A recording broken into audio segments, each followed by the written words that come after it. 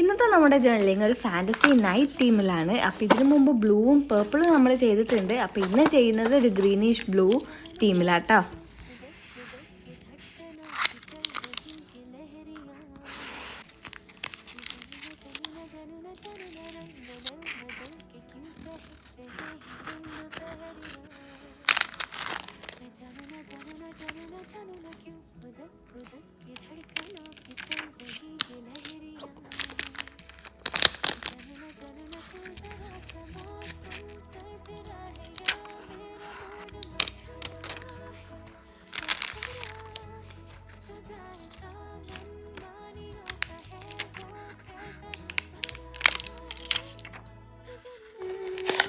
ഇതിൽ ഉപയോഗിച്ച സപ്ലൈസിൻ്റെ whole videos ഞാൻ ഓൾറെഡി ഇട്ടിട്ടുണ്ട് ഫാൻറ്റസി നൈറ്റ് ഡ്രീമിൻ്റെ. അപ്പോൾ അത് പോയി ചെക്കൗട്ട് ചെയ്യാം കേട്ടോ.